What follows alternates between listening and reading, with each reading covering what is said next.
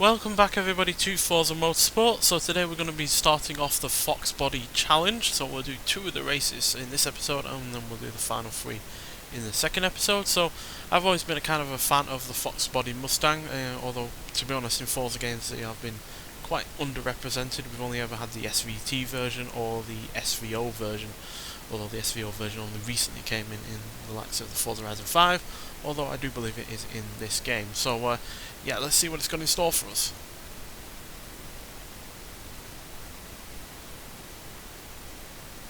Designers and engineers of Ford captured the imagination and passion of motoring enthusiasts around the world with the release of their game-changing Mustang in 1964. The team's dedication to improving and evolving the platform led to the creation of the spirited Fox Body Mustangs of the 1980s. Their sleek design and 5-litre V8s will deliver an exciting combination of horsepower and handling for racers building, then pushing these modern classics to their limits, race after race.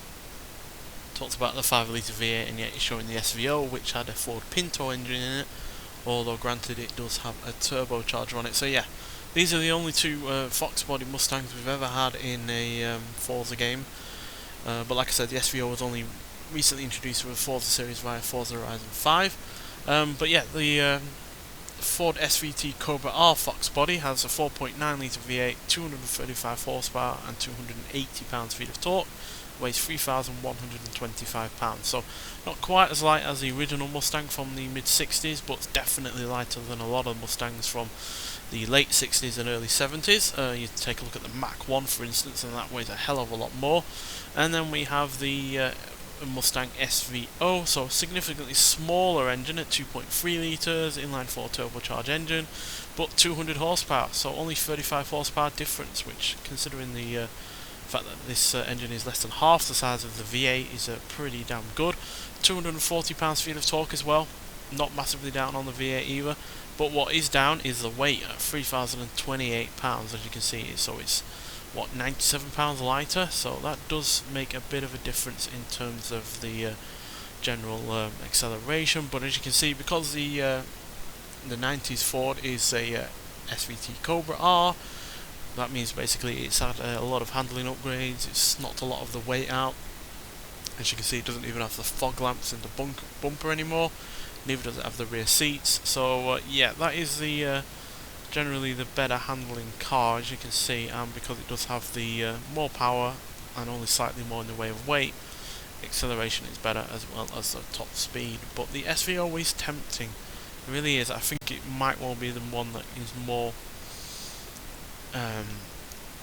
upgradable in the long term, maybe, but the engine is quite boring. It's not a particularly good sounding engine. Like I said, it is nicked from the Pinto, but obviously uprated quite a lot. I think we'll go for the SVT, just because, you know, V8 is pretty damn solid in this car, and the extra weight isn't too much of an issue. It's certainly something we can get rid of later in the championship. And yeah, the engine's going to sound a bit more exciting. So yeah, we'll go for the SVT. It's probably the more boring choice to go for, or I say boring, more obvious choice to go for, but it is definitely a cracking car in its own right. It's certainly the apex of the Fox Body Mustangs in terms of what it's able to do. So yeah, we're on a bit of a boring circuit though to start with, Eagle Rock Speedway. Not much of a circuit to speak about, to be honest. But let's see what is in store for us. Right, I'm going to start off in 12th, just to make it a little bit of a challenge for this first one. And unlike the online racing, which for some reason never let me change my fuel at several opportunities, we are able to here. So yeah, let's see what happens. Now we will have more power than any of the SVOs, so straight line performance should be good. Obviously we do have more than way of weight to slow us to slow down and whatnot, but I don't feel that will be too much of an issue.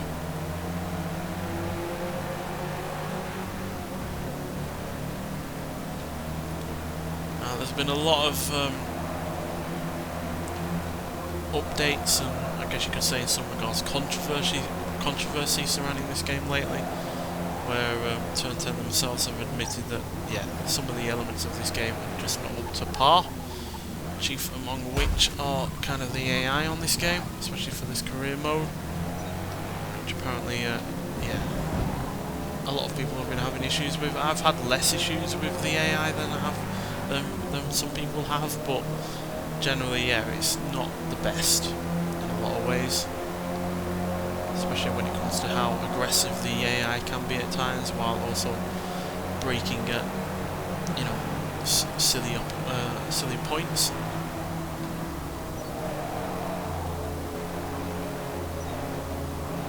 Lucky to get away with a penalty there, because it can easily be misconstrued as trying to gain an advantage. So yeah, not a big fan of Eagle Rock, to be honest.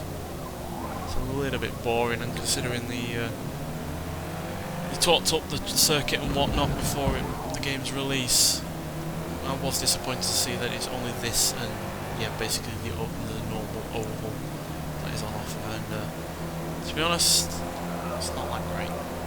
It's not even particularly a big oval, so you can't really get up to massive rates of speed even. So yeah, it's a little bit on the bland side.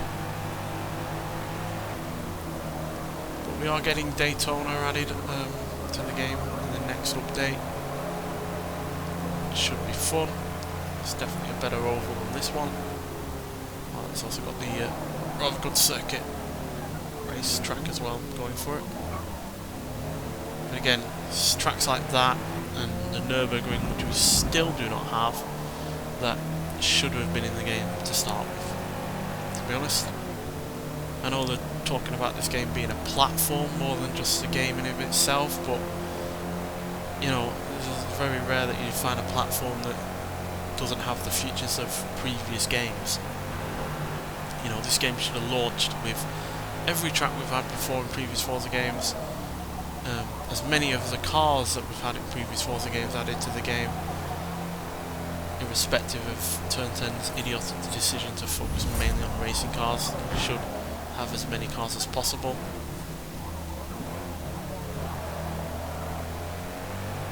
But yeah, that's just not been the case for cars or tracks, unfortunately.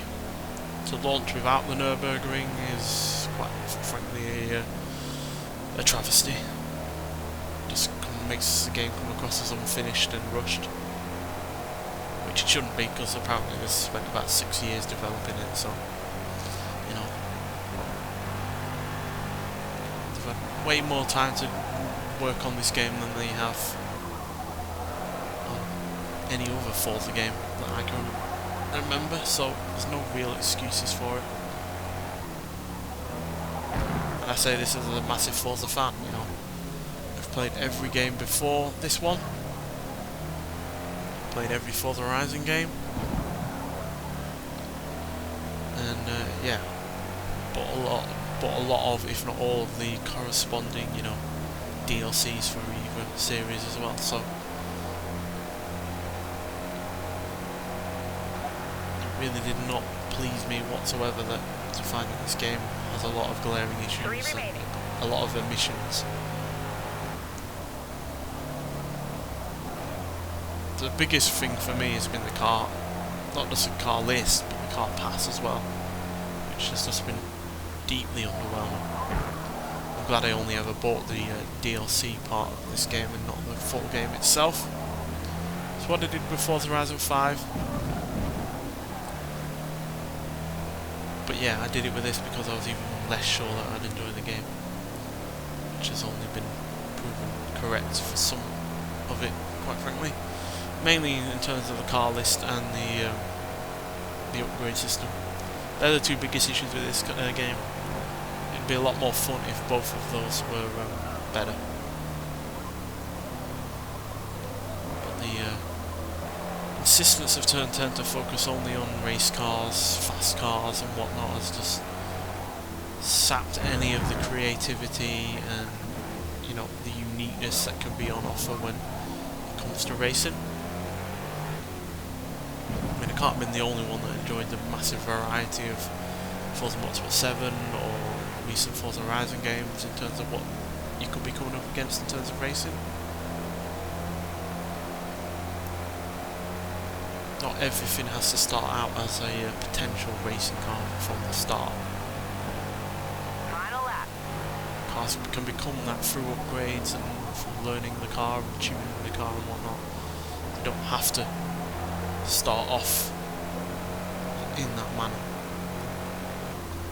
And yet, that's pretty much the way that this game has been designed around. That idea that every car is a potential race car. That every car should become a race car with minimal upgrades or whatnot. I just don't agree with that whatsoever, to be honest. I typically like to race my cars in stock, but even this game doesn't encourage that. I swear a lot of these cars are set up poorly so you will upgrade them, or feel the need to upgrade them down the line.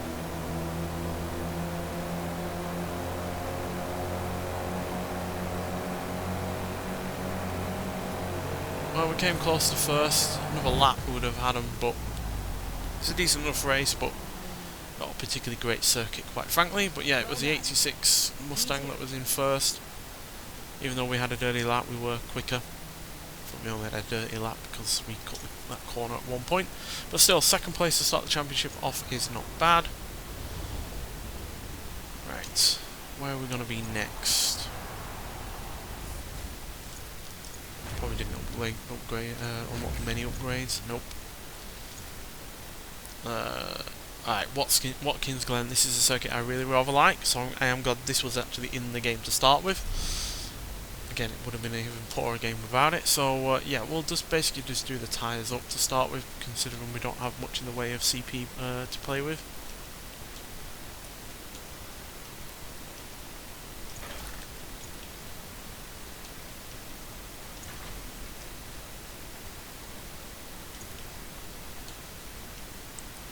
Brakes. Can we get any fuel in there? Yeah. Can bump it up a few horsepower, which will help. So there we go. So yeah, I really don't like the upgrade system at all. It doesn't encourage creativity or experimenting or anything like that. But let's see what Watkins Glen has in store for us. Right, we're starting off in 12th again. Worked fine for us last time. Yeah, we didn't win, but we still came second, which is still a pretty decent start. So yeah, let's see what goes for us this time. Now the AI are pretty bad at parts on this circuit, especially in the chicane part. They brake quite heavily going into the chicane and are particularly quick going through it, so that'll definitely be a weak point where we can pounce.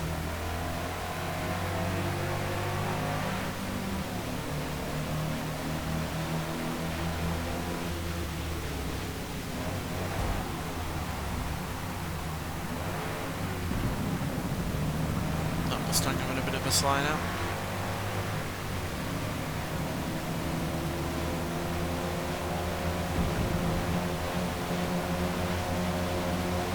The wet conditions will probably slow us down a little bit.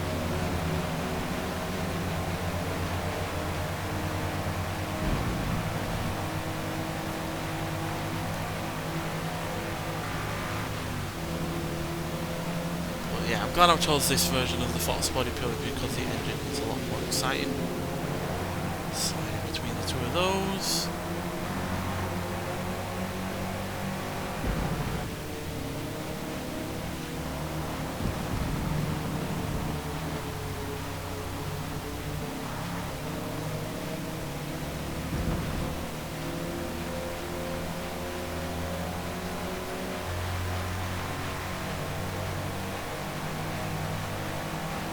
Yeah, I was speaking about the upgrade system bankrupting the game of creativity and experimentation, and that is true.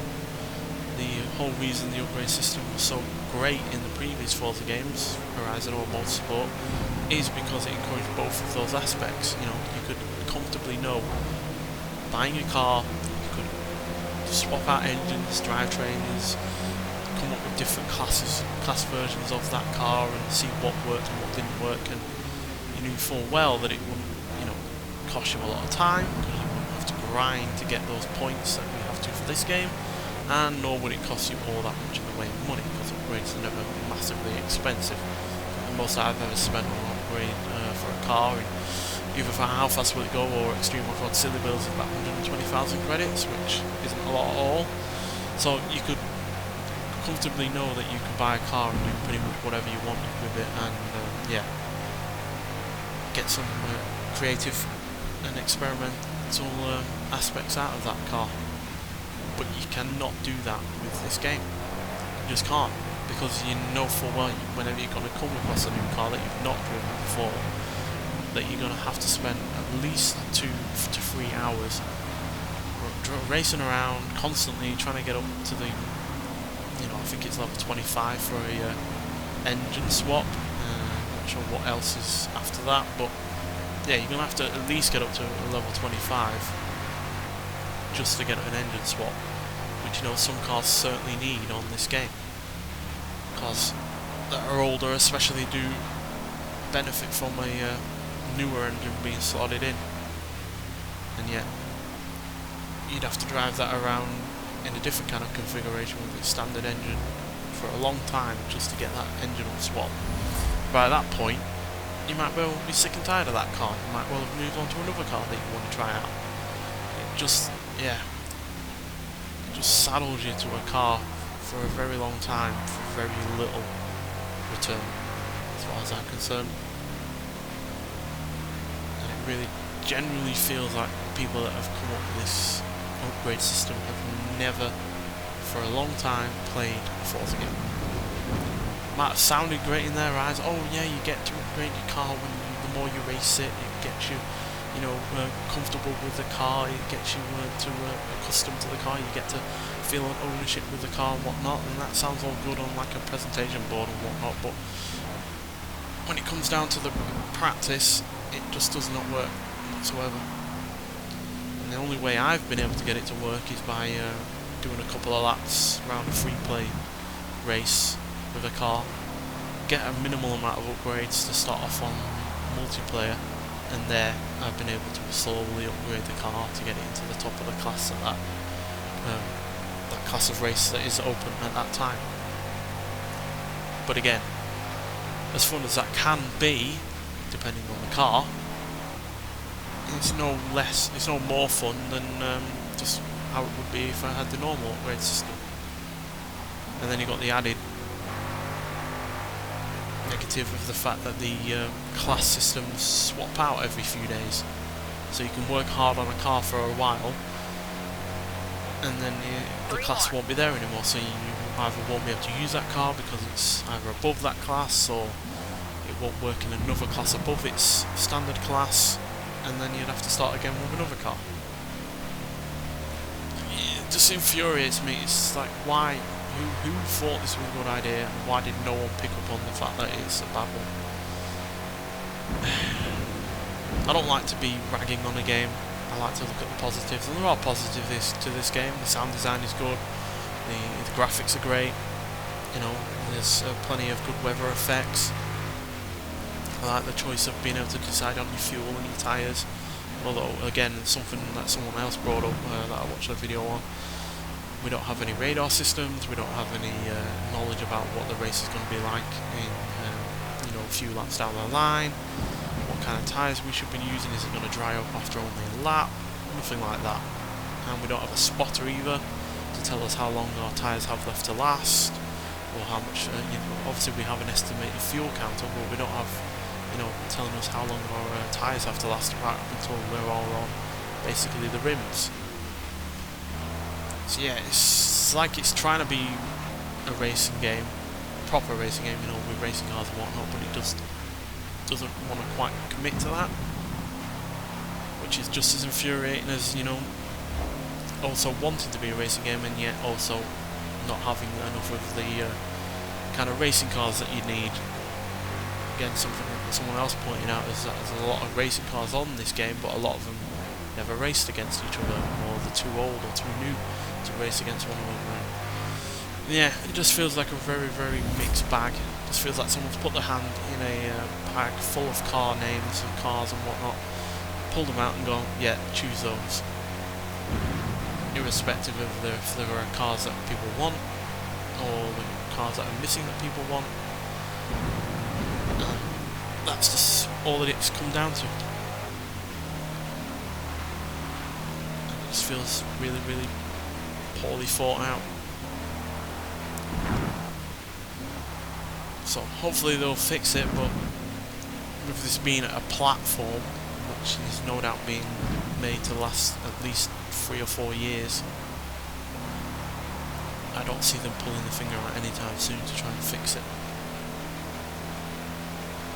Because it's going to take a lot of work, a lot of coding changes, a lot of updates, and yeah, I just don't feel like Turn 10 have enough people for that, when also bunging in the fact that they're also adding tracks and cars via the car pass and new races and whatnot to race online. Just don't think they've got the manpower to do both at the same time. Not in any kind of quick way either. So last lap, let's go. Yeah, I'd have preferred it if they gave it this game another year of development, quite frankly. Because it feels half finished, just like Forza Motorsport 5 felt half finished. But that had the excuse of launching on a brand new platform, you know, and they didn't have much time to work with the Xbox One. Whereas, you know, the Series X and S have been out at least a couple of years. There's no excuse for anything like this. And then you've also got the bugs and all of the glitches and whatnot, which I've come across very few of in the career mode. Especially since the fix the whole upgrade bug that was absolutely catastrophic. That's the main bug I've come across in single player, but there's still plenty of bugs and whatnot multiplayer wise.